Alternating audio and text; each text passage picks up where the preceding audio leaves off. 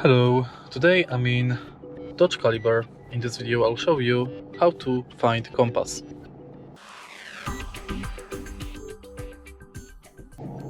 In the beginning, let's take a look behind left side of the steering wheel.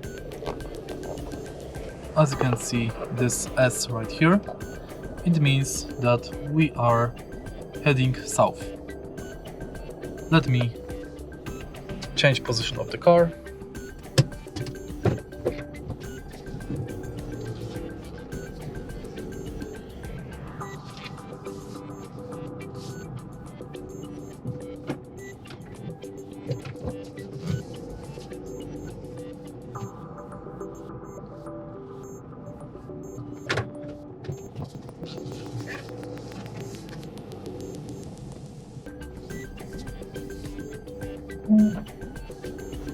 And as you can see, now we are heading north.